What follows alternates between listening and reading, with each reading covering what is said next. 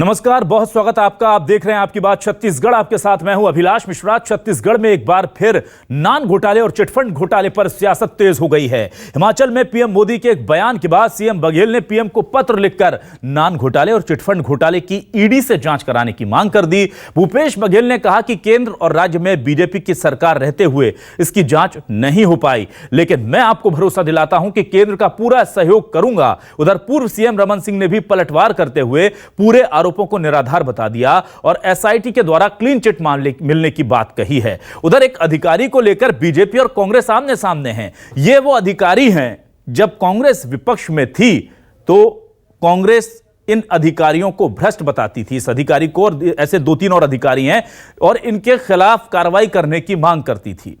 वक्त बदला, सरकार बदली, अब यह आरोप बीजेपी लगा रही है। उस वक्त बीजेपी सरकार ने इन आरोपों को खारिज करते हुए इन भ्रष्ट अधिकारी तथा कथित जिन पर भ्रष्टाचार के आरोप लगे थे, कथित तौर पर उन्हें क्लीन चिट दे दी थी, मतलब उन्हें पाक साफ बताया था। अब वक्त बदल गया, सत्ता का परिवर्तन हो गया। अब बीजेपी कह रही है भ्रष्ट अधिकारी हैं, ये आपके साथ खड़े हुए हैं। जिन्हें क्लीन चिट बीजेपी ने दी थी वही बीजेपी कह रही कि भ्रष्ट अधिकारी हैं, और कांग्रेस जिन्हें आरोपी बता रही थी उन्हीं के लिए जाकर कोर्ट में उनकी पैरवी कर रही है। यह सियासत का असली चेहरा है। इसी पर करते हैं आज आपकी बात।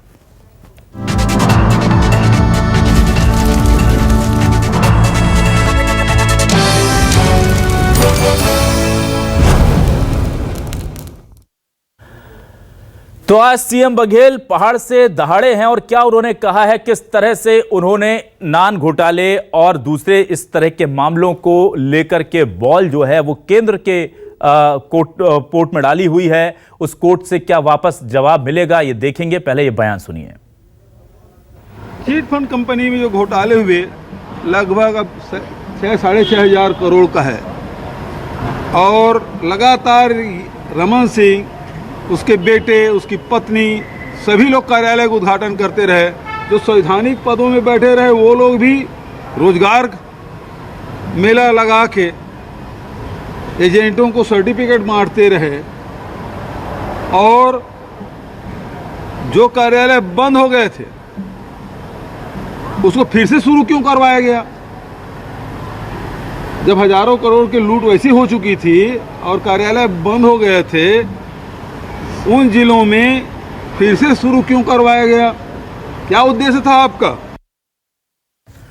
अब पलटवार हुआ है, भ्रष्टाचार पर हुआ है, करारा हुआ है, तो जवाब भी मिलेगा। जी हां, रमन सिंह ने जवाब दिया है। क्या कहा है उन्होंने भूपेश बघेल के इन आरोपों को लेकर, सुनिए।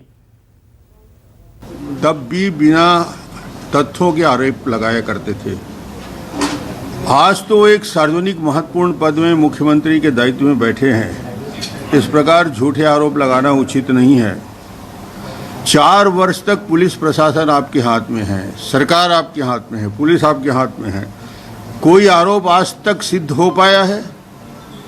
आपने आज तक कोई आरोप सिद्ध नहीं कर पाए, सिर्फ झूठे आरोप लगाते हैं।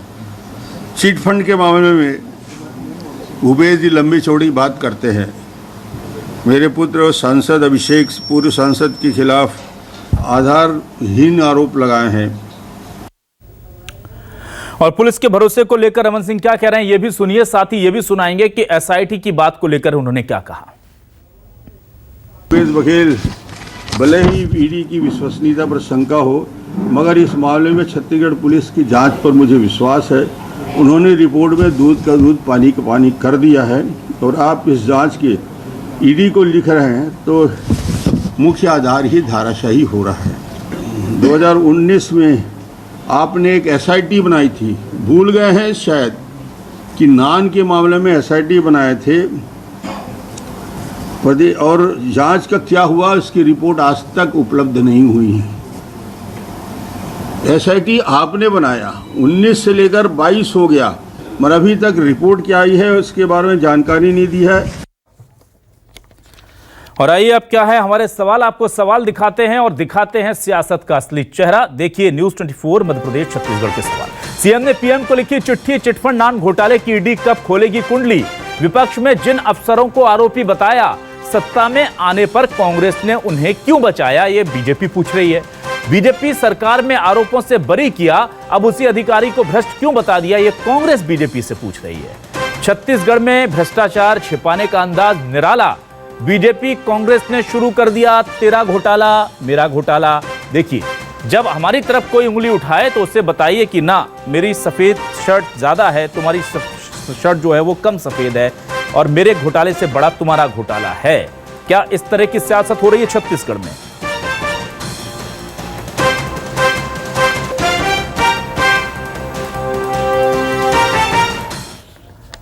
और इस बीच में आपको बता दें कि एक अधिकारी हैं अनिल टुटेजा, जिन्हें लेकर के सियासत हो रही है, और इस सियासत में एक दूसरे को लेकर के आरोप प्रत्यारोप भी लग रहे हैं।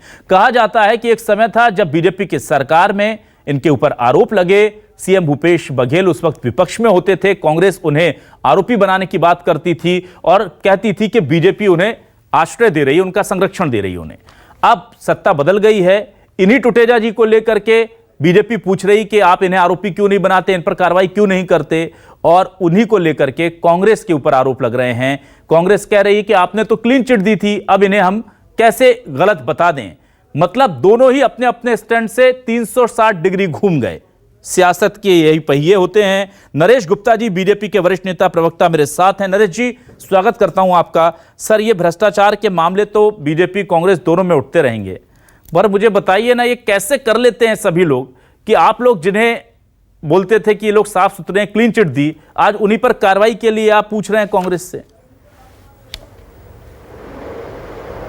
देखिए अविनाश जी, मैं आपको बड़ा स्पष्ट कर दूं, कभी भी पूर्ववर्ती सरकार ने उन्हें क्लीन चिट नहीं दी, और उनके खिलाफ सारे प्रोसीडिंग्स कब से चल रहे हैं कोर्ट में, और सरकार ने उनके खिलाफ कब कब एक्शन ली थी, उसका थोड़ा सा एनालिसिस करा लिया। और मुझे याद है कि तत्कालीन कांग्रेस प्रदेश अध्यक्ष और वर्तमान के मुख्यमंत्री और तत्कालीन नेता प्रतिपक्ष ने प्रधानमंत्री को एक पत्र लिखा था 2 वरिष्ठ आईएएस अफसरों के खिलाफ कार्रवाई की मांग करते हुए। आज उन्हीं भ्रष्ट अधिकारियों को बचाने में लगे हुए हैं। उनको वो आज इस सरकार में एक बड़े आइकन के रूप में काम कर रहे हैं, बड़े बड़े पोर्टफोलियोज हैं, बहुत ही दमदारी से काम कर रहे हैं। तो ये बताइए, ये सुचिता कहाँ है? और यदि भारतीय जनता पार्टी उस डेट पे, यदि इनका जो झूठा क्लेम है कि हम बचा रहे थे, झूठा क्लेम, हमने नहीं बचाया, यदि उसको हाइपोथेटिकल यदि मान भी लें, तो जिसको आप आरोपी बोल रहे थे आज उसको संरक्षण दे रहे हो। हाँ। उनको मतलब चार्जशीट होने के बाद आप उनको कॉन्ट्रैक्ट सर्विसेज में रखते हैं, और चार्जशीट होने के बाद जब चार्जेस फ्रेम हो गए उसके बाद भी कॉन्ट्रैक्ट सर्विसेज से रिमूव नहीं करते हैं। इतना बड़ा माहौल है साहब। आप इस देश में किसी भ्रष्ट लोगों को बचाने का, इससे खुला खेल कुछ नहीं हो सकता, एकदम खुला खेल है ये। ठीक है, भ्रष्ट अधिकारियों को बचाने के लिए किस स्तर तक सरकारें जा सकती है, उसका बहुत ही सटीक एग्जाम्पल। अच्छा नरेश जी, ठीक है। इसके अलावा मैं आपसे एक सवाल जरूर करना चाहूंगा। आज किस तरह से ईडी की जांच कराने के लिए सीएम भूपेश बघेल जी लगातार चिट्ठी लिख चुके हैं, बयान दे रहे हैं, क्या आप जांच करा लेंगे ताकि तसल्ली हो जाए छत्तीसगढ़ की जनता को? अगर ये पॉलिटिकल स्टंट है तो उसकी हवा ऐसे निकाल दीजिए सकारात्मक तरीके से कि हाँ ठीक है, जांच करा लेते हैं, आइए लेकर आइए सबूत, या कुछ और तरीका है आपके पास इन आरोपों के जवाब का? देखिए, पूरा भूपेश बघेल जी सिस्टम को जानते हुए भी, वर्किंग प्रोसेस को जानते हुए भी, ये पॉलिटिकल माइलेज का ड्रामा है। This is called drama. ED किन केसेस में इंटरव्यू करती हैं और ईडी को कैसे केसेस जाते हैं और किस पर ईडी एक्शन लेती है, ये बहुत बड़ा उदाहरण है। ईडी जो आज जिन केसेस को ईडी टेकअप कर रखी है, जिस पर ईडी कार्रवाई कर रही है, उस पर कार्रवाई को शेल्टर देने के लिए, उसको उस पर कार्रवाई को बाधित करने के लिए ये सारा पॉलिटिकल ड्रामा है। आप बड़ा स्पष्ट बता देता हूं कि ईडी में कार्रवाई करने की बात कर रहे हैं, तो क्या जिसको पहले सीबीआई जांच की मांग की जा रही थी उसको नहीं दी गई, तो नहीं दी गई, और पुलिस की रिपोर्ट क्या है, तो यार लेटेस्ट रिपोर्ट जो आई है चिट फंड पर, उस पर क्या किया गया सेक्शन 10 को लेकर, जिसके आधार पर वो केस बना रहे थे।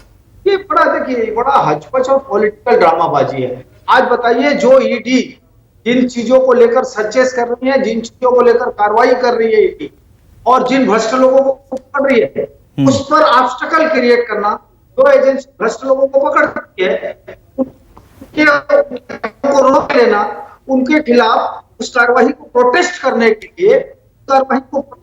लिए, आप कल्पना करिए। नरेश जी की आवाज प्लीज क्लियर कर दें पीसीआर। ठीक है नरेश जी, बिल्कुल ठीक है, आप जो कह रहे हैं मैं समझ रहा हूं, लेकिन यहां एक बड़ा सवाल यह उठता है क्या अब एजेंसियां, जांच एजेंसियां इस तरह से जांच करेंगी कि जिसकी सत्ता होगी केंद्र में उसके हिसाब से जांचें होंगी?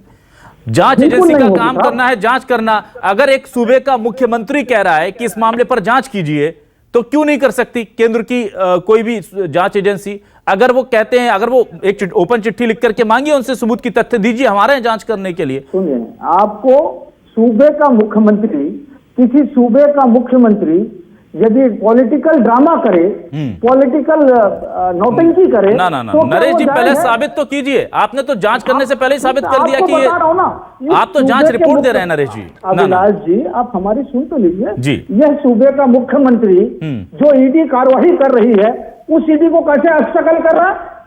कैसे हस्तक्षेप कर रहे हैं आप मुझे बताइए? जो भ्रष्ट अधिकारी, भ्रष्ट व्यापारियों और भ्रष्टाचारियों के खिलाफ यदि कार्रवाई की जाती है तो मंत्रिपरिषद उसको प्रोटेक्ट करने जाता है। ना वो ये कह रहे हैं कि आपके जो जांच का डंडा है वो लोगों को पहचान करके चलता है, चेहरे देख करके, पार्टी से संबद्धता पूछ करके चलता है। आपको मैं बताता हूं, अक्टूबर 2021 को लगभग 176 पेज की रिपोर्ट सरकार को इनकम टैक्स डिपार्टमेंट ने कार्रवाई करने के लिए दी। आप कार्रवाई करने के लिए विद क्रिस्टलाइज्ड डॉक्यूमेंट्री रिपोर्ट दी है, उस पर सरकार मौन क्यों है? तो ठीक है, हो गया 21 से आज तक क्या कार्रवाई की?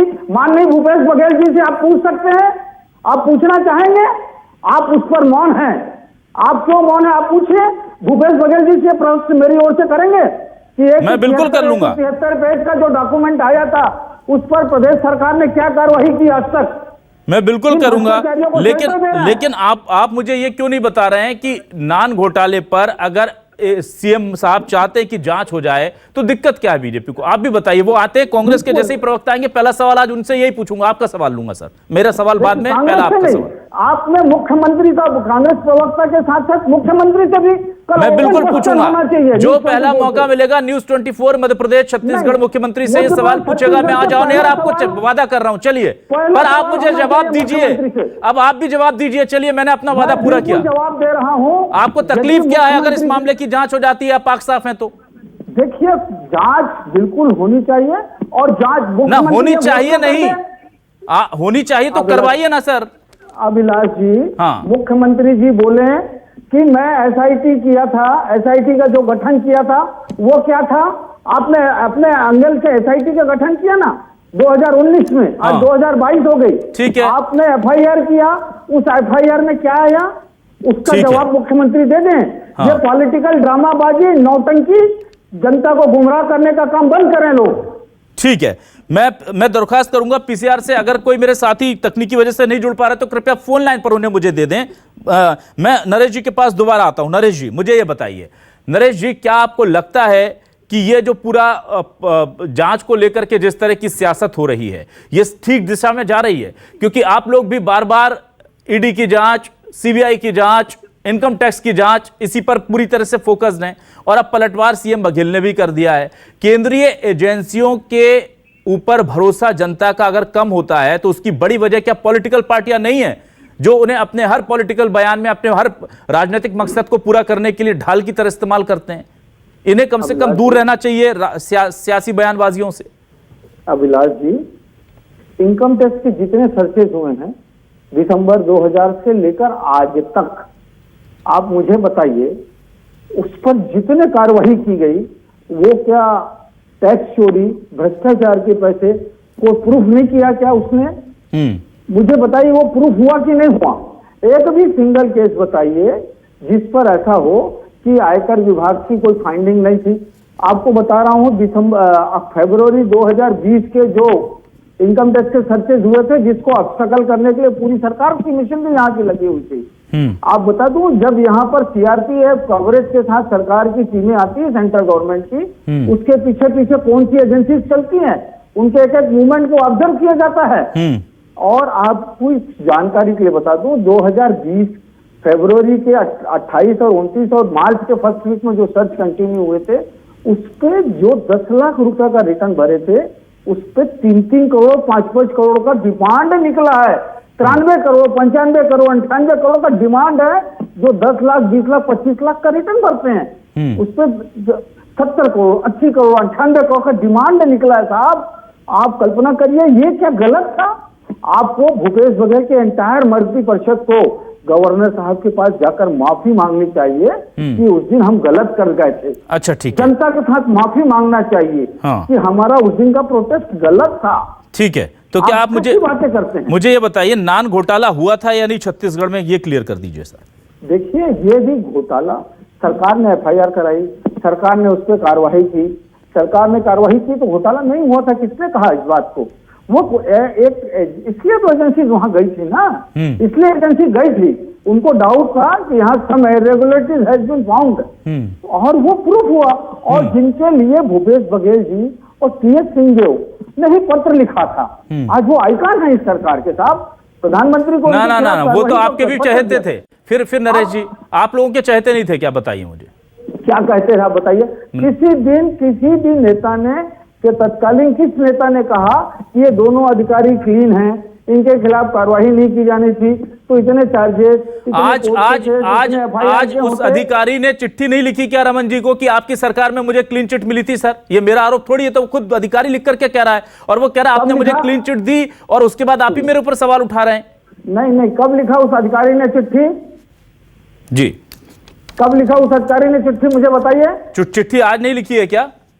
कब? आज लिखी है ना। आज की चिट्ठी मैंने नहीं देखी। आज वो चिट्ठी क्यों आई? देखिए, आज की चिट्ठी मैंने नहीं देखी है जी। मैं तो किसी दूसरे कार्यक्रम में व्यस्त हूँ। कल हमारे एक मंत्री जी आ रहे हैं, उसके लिए। ठीक है। जहां तक सवाल है, क्लीन चिट कभी नहीं दी गई। ठीक है, क्लीन चिट दी जाती है, नरेश जी, उनके खिलाफ केसेस कैसे रजिस्टर्ड होते हैं? ठीक है नरेश जी, बताइए यदि कैसे रजिस्टर्ड। नरेश जी, मैं आऊंगा। तकनीकी दिक्कत की वजह से बाकी मेहमान नहीं जुड़ पाए थे, हमारे साथ जुड़ गए सुरेंद्र वर्मा जी, कांग्रेस के वरिष्ठ नेता प्रवक्ता, उचित शर्मा जी, वरिष्ठ पत्रकार, मेरे साथ जुड़े। वक्त कम है, थोड़ा सा वक्त उन्हें ज्यादा देना पड़ेगा, माफी के साथ नरेश जी इजाजत लूंगा आपसे। सुरेंद्र वर्मा जी, मुझे यह बताइए कि आप लोग जिस तरह से नान घोटाले को लेकर आरोप लगा रहे हैं, बीजेपी सवाल पूछ रही है कि 2019 में आपने एक SIT बनाई थी नान घोटाले की जांच के लिए, 2022 हो गया, ना रिपोर्ट आई, ना आरोपियों के नाम बता रहे हैं आप, और उस पर लेटर बम चला रहे हैं हिमाचल में जाकर के या दूसरी जगह जाकर के, इस पूरे मामले को पॉलिटिकलाइज कर रहे हैं, जबकि आपके पास पूरी पावर है, SIT आपकी बनी हुई है, वो खुद कर नहीं रहे कुछ, केवल सियासी बयानबाजी चल रही है।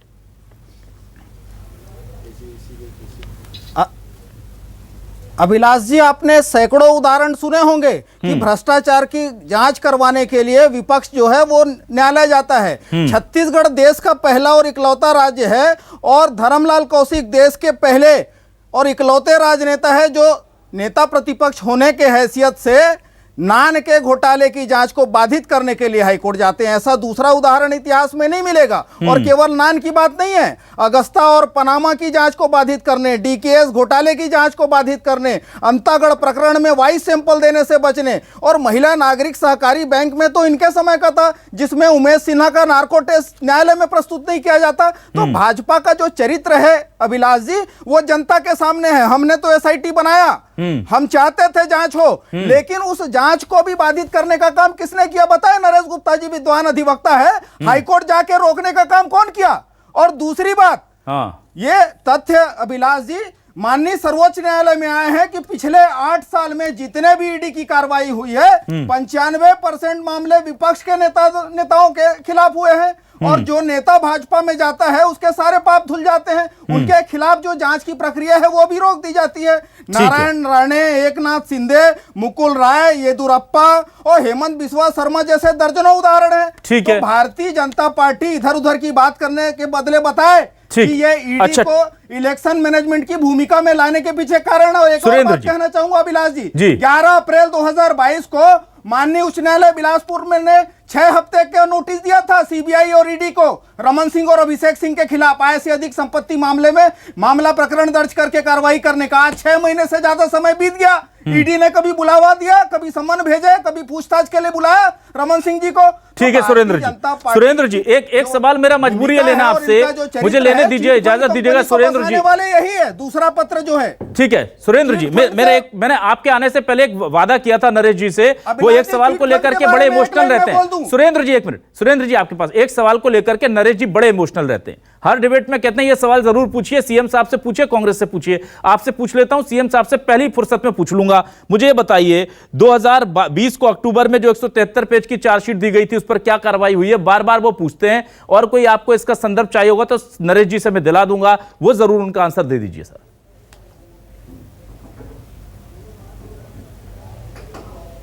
अभिलाष जी, ये जानबूझकर इस प्रकार से भ्रम फैलाने का प्रयास करते हैं। जांच को बाधित करने का काम भाजपा ही करे, उच्च न्यायालय में जाके स्टे लाने का काम कौन करते हैं? ठीक है। एसआईटी को जांच करने से रोकने का काम कौन करते हैं? तमाम मामले, अभी अंतागढ़ भी याद आ रहे थे इनको, झीरम भी याद आ रहे थे। अभिलाष जी, चीट फंड कंपनी तो जब ये बिलासपुर का प्रकरण है, इनके समय में भी जब सील कर दिया गया था कलेक्टर के द्वारा, उसको जाके खुलवाने वाले भाजपा ही थे, क्योंकि इनकी पार्टी फंड में चंदा आता था। इनके नेता जो है वो चीट फंड की लूट में जो ठीक है, मैं सुरेंद्र जी आपके पास आऊंगा। मैं उचित शर्मा जी के पास जाने की इजाजत दीजिए, उचित शर्मा जी के पास जाने के लिए इजाजत दीजिए। उचित जी, युवा जो है, ठीक है सर, मैं आऊंगा आपके पास। उचित शर्मा जी, आज मैंने अपने डिबेट को जब इसका नाम देने की कोशिश कर रहा था, लाइनें देने की, तो मैंने लिख लिया कि अब घोटालों को छिपाने का जो नया तरीका है उसमें यह हो रहा है कि तेरा घोटाला मेरा घोटाला चल रहा है छत्तीसगढ़ में।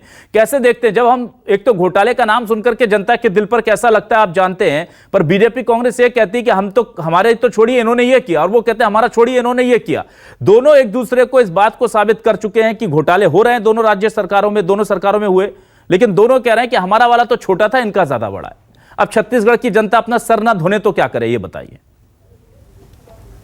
जी बिल्कुल Abhilash, new address of the Raipur, wall of corruption. Abhilash आप सही कह रहे हैं कि ये देखिए कि ये इस तरीके की बात हो रही है कि हमारे, जी बोलिए उचित जी प्लीज। सुनिएगा गुप्ता जी, सुनिएगा कि देखिए जिस तरीके से हो रहा है सुनने का साहस रखें कि पिछली सरकार में 8 दर्जन केले का भ्रष्टाचार हुआ था, हमारी तो 6 दर्जन केले का ही भ्रष्टाचार हो रहा है। हाँ। तो ये आरोप प्रत्यारोप दोनों ही पार्टी के लोग लगा रहे हैं। हकीकत में जो जनता पूछना चाहती है, जो बुनियादी सवाल करना चाहती है कि भ्रष्टाचार हो ही क्यों रहे हैं। देखिए, जो कल्प्रिट जो है, इसके अभियुक्त है, जिनका नाम थे वो पिछली सरकार के नियर में थे, वर्तमान सरकार के वो डियर में है। बिल्कुल, दोनों करीब लोग बैठे हुए हैं, दोनों करप्शन पे लोगों, ये तो ऐसा लग रहा है कि पड़ोसी के लड़के को पेड़ में चढ़ा दो, दोनों या तो आम टूटे मिलेगा या टांग भी टूटी तो पड़ोसी के लड़के की टूटेगी। तो दोनों को इतने महत्वपूर्ण पद में बैठाया गया है। अगर वो अभियुक्त हैं, उनके नाम है, आपने शिकायत की थी, तो आज वो आपके नियर एंड डियर कैसे है, ये जनता तो पूछना चाहती है। सभी तमाम लोग सवाल करना चाहते हैं, मगर ये एक अलग सवाल से खड़ा हो गया और नया एक डिस्कोर्स सामने आया है अभिलाष कि ये इनको क्लीन चिट मुझे ऐसा ज्ञात नहीं होता कि कभी भी रमन सिंह की सरकार के वक्त इनको क्लीन चिट दी गई थी। ये आज नए एक लेटर के बम के माध्यम से ये पता चला, और ये सवाल खुद अनिल टोटेजा जी ने किया कि ये मुझे तो आपने क्लीन चिट दी थी। तो ये अनिल टोटेजा जी और रमन सिंह जी के बीच के संवाद में शायद हो सकता है, लेकिन ऐसा सुनने में ऐसा नहीं है कि क्लीन चिट उनको कभी मिली। ठीक है, अच्छा सुरेंद्र जी, चूंकि वक्त कम है, आप थोड़ी देरी से जुड़े, मैं एक एक सवाल लेकर के नरेश जी आपके पास आऊंगा, मैं फाइनल आपके पास ही करूंगा कंक्लूड।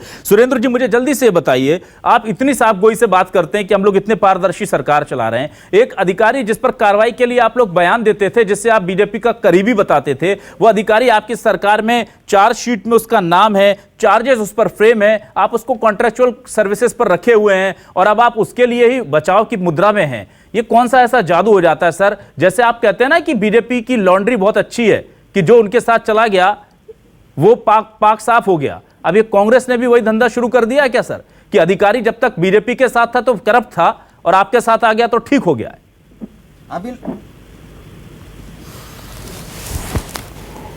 अभिलाष जी, पूरे मामले को हम समझने का प्रयास करें तो फरवरी 2015 में ये मामला सामने आया था। 21 लाख फर्जी राशन कार्ड बना के 36,000 करोड़ का जो घोटाला हुआ था, 28 आरोपियों के खिलाफ जांच शुरू की गई, और जब चालान प्रस्तुत किया गया तो उसमें 16 नाम गायब थे। लीपापोती ये होता है, या 16 नाम कौन थे वो ये बताएं। दूसरी बात, जो शिवशंकर भट्ट था, जिनके थ्रू सुरेंद्र जी, मेरा तो अधिकारियों को लेकर सवाल है, क्या इन अधिकारियों को लेकर कांग्रेस ने आरोप लगाए थे कि नहीं लगाए थे? ना, इन अधिकारियों पर अब अभिलाष जी, मेरा विनम्र निवेदन है, यदि सरकार की एसआईटी को जांच करने का अवसर दिया जाता, यदि ये भाजपाई उच्च न्यायालय जाके उसको बाधित नहीं करते, तो अभी दूध का दूध पानी का पानी हो जाता। तो फिर आप इतने जिम्मेदार पदों पर क्यों रखते हैं? क्या मंशा है आपकी सर? मजबूरी क्या है कि ऐसे लोगों को आप इतने जिम्मेदार पदों पर रखें?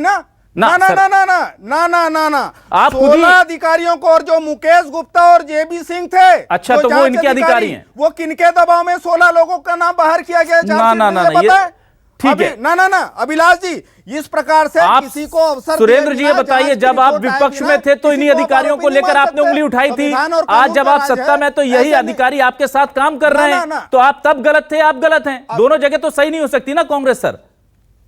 अभिलाष जी, अभिलाष जी, जो क्लास 1 के जो सर्विस में काम करने वाले हैं, उनके खिलाफ जब तक जो है आरोप साबित नहीं हो सकता, राज्य सरकार कैसे कार्रवाई करे? केंद्र में कर ले। ये तो केंद्र सरकार की जवाबदेही है। अब सुरेंद्र जी, अब सुरेंद्र जी, जिम्मेदारी कहां देनी है, किस जगह देनी है, बैक ऑफिस में बिठाना है, महत्वपूर्ण पद देना है, ये तो राज्य सरकार तय कर सकती है। चलिए मैं नरेश गुप्ता जी के पास आता हूं। उससे पहले मैं उचित जी से एक फाइनल कमेंट लेता हूं, फिर नरेश जी आप वाइंड अप करिएगा। उचित, चलिए नरेश जी आपके पास ही आता हूं। नरेश जी, मुझे ये बताइए, क्या आपको लगता है कि ये जो जांच की कार्रवाई चल रही है और जिस तरह से बयानबाजी शुरू हुई है, आगे बहुत जाएगी क्या? देखिए, ये जो अभी जितने बड़े घोटालों का उजागर हो रहा है इस सरकार का, हाँ, तो उस घोटाले को कवर अप करने के लिए एक नया गेम प्लान है, नया ड्रामाबाजी, नया नौटंकी है। ठीक है। साहब, इन्होंने इस बात का जवाब नहीं दिया कि कॉन्ट्रैक्ट सर्विसेज में क्यों रखा। Contract service is a complete privilege of the government. ठीक है, सरकार का कंप्लीट प्रिविलेज है। सुरेंद्र जी का आवाज दीजिए प्लीज, पीसीआर। में रखा है। छत्तीसगढ़ की इसका जनता मतलब पहचान चुकी है, आप क्या बात करेंगे? गवर्नमेंट टू अपॉइंट ठीक है by the privilege only a corrupt people. ना, ठीक है नरेश जी, मुझे आपने भाजपा ने जांच को बाधित करने, अरे उन्होंने देखिए, जांच बाधित की थी तो आपने उपकृत क्यों कर दिया? सुरेंद्र जी आप उपकृत क्यों कर रहे हैं? एक तरफ आप कह रहे हैं वो जांच बाधित करके उनको फायदा पहुंचा रहे हैं, दूसरी तरफ आप कॉन्ट्रैक्चुअल उनको फायदा पोस्ट देकर के फायदा पहुंचा रहे हैं, वो नहीं दिख रहा आपको? जांच करेंगे ना, राज्य सरकार को जांच करने की अनुमति देंगे। और राज्य सरकार उपकृत कर रही है, उसका क्या किया जाए सुरेंद्र जी? राज्य सरकार गलत बात है। मुझे इस बात और नरेश जी आपको भी बोलने का हक इसलिए नहीं है। नरेश जी, बीजेपी को बोलने का हक इसलिए नहीं है। नरेश जी, नान घोटाले को लेकर के अगर कौशिक जी जाते हैं हाईकोर्ट में और जांच प्रभावित करने की कोशिश करते, तो आप कैसे फिर ट्रांसपेरेंसी की बात कर रहे हैं? दोनों आप लोग दिखा कुछ रहे हैं मेरी छत्तीसगढ़ की जनता को, पर्दे के पीछे कोई और खेल चल रहा है। उचित जी के पास आता हूं। ना, जनता इतनी भोली भी नहीं रही अब। उचित जी मुझे बताइए, पब्लिक को समझ में आ रहा है क्या? एक तरफ ये नान घोटाले को